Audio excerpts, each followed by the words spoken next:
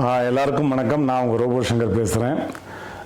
நாளைக்கு மத்திய அரசு நிறைய விருதுகள் கொடுக்குறாங்க. மத்திய அரசுக்கான மிகப்பெரிய விருதுகள் பத்மஸ்ரீ, பத்மபூஷன், அதில் எங்கள் கேப்டன் ஐயாவுக்கெல்லாம் கொடுக்குறாங்க. ரொம்ப மனமார்ந்த சந்தோஷம். மத்திய அரசுக்கு எங்களுடைய மனமார்ந்த வாழ்த்துக்கள்.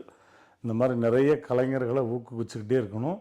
அதில் தமிழ்லையும் எங்கள் தமிழ் நடிகர்களையும் எதுலேயுமே சோட போனதில்லை அப்படின்ற அளவுக்கு எல்லாத்துலேயுமே அவங்க திறம்பட இருக்காங்க. எல்லா துறையிலையும் அவங்களையும் நீங்கள் இன்னமும் செலக்ட் பண்ணி கொடுக்கணும் அப்படிங்கிறது ஒரு சின்ன வேண்டுகோள். அதை விட முக்கியமான வேண்டுகோள் என்னென்னா, இதுவரை நகைச்சுவை கலைஞனுக்கு தேசிய விருதோ பத்மஸ்ரீ, பத்மபூஷனோ கொடுத்ததில்லை. இறந்ததுக்கப்புறம் செவாலியே அப்படிலாம் கொடுத்துருக்காங்க. தாதா சாஹிப் பால்கேலாம் கொடுக்குறாங்க. ஆனால் உயிரோடு இருக்கும்போது ஒரு கலைஞனுக்கு இதுவரை கொடுக்கல. குறிப்பாக சொல்லப்போனால் நாகேஷ் ஐயா, பாலையா, தங்கவேலு, என்எஸ்கே, இப்படி மாபெரும் ஜாம்பவான்கள் இருக்கிற ஒரே இண்டஸ்ட்ரி தமிழ் மட்டும்தான். காமெடியனில் உலகத்தில் தமிழ் அடிச்சுக்க ஆளே கிடையாது. அப்பேற்பட்ட காமெடியனுக்கு வெளிநாடுகளில் நடக்கக்கூடிய மிகப்பெரிய விருதுகள்லாம் கொடுத்து கௌரவப்படுத்துகிறாங்க. ஆனால் நம்ம தமிழ்நாட்டில், நம்ம இந்தியாவில் இந்த மத்திய அரசு ஒரு காமெடியனுக்கான கேட்டகரியே இன்னும் வைக்கலை. ஸோ தயவுசெய்து ஒரு சின்ன அன்பான வேண்டுகோளாக எடுத்துக்கங்க. கண்டிப்பாக, ஏன்னா ஃபைட் மாஸ்டருக்கு நீங்கள் கொடுக்குறீங்க, சவுண்ட் எஃபெக்ட் கொடுக்குறீங்க, காஸ்டியூம் டிசைனர் கொடுக்குறீங்க. அதையெல்லாம் தாண்டி ஒரு 1/4 மணி நேரம் 20 நிமிஷம் மனசு விட்டு சிரிக்க வைக்கக்கூடிய ஒரு கலைஞன், அவனுக்கு நீங்கள் கொடுத்து கௌரவப்படுத்தணும் அப்படிங்கிறதான்.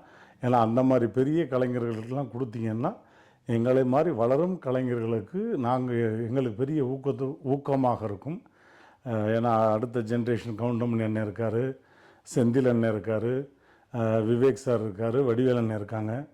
இவங்கெல்லாம் மிகப்பெரிய ஜாம்பவான்கள்.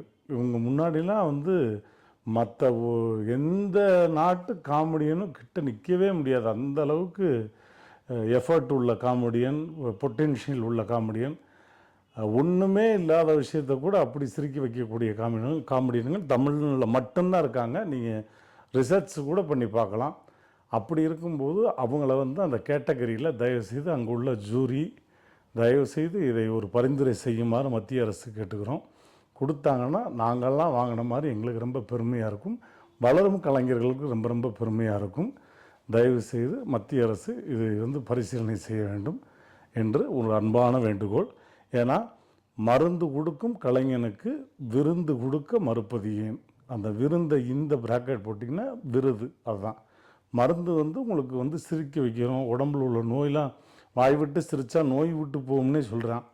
அப்படி உங்களை சிரிக்க வச்சு மேடை கலைஞனாக இருக்கட்டும், பாட்டு பாடுறவனாக இருக்கட்டும், நீங்கள் சிங்கர்ஸுக்கெலாம் கூட கொடுக்குறீங்க. ஆனால் நகைச்சுவையாளனுக்கு கொடுக்க மறுக்கிறீங்க. ஸோ உங்களை மருந்து மாதிரி உங்கள் உடம்பில் உள்ள வியாதிகளெல்லாம் சிரிக்க வச்சு குணப்படுத்துகிற எங்களை மாதிரி எங்களுக்கு முன்னோடிகள்லாம் இருக்காங்க. அவங்களுக்கெல்லாம் கொடுத்து கௌரவப்படுத்துனீங்கன்னா எங்களுக்கு கொடுத்து கௌரவப்படுத்துன மாதிரி தயவுசெய்து ஒரு சிறிய பரிசீலனையாக எடுத்து இது முன்வைக்கிறேன். தேங்க்யூ.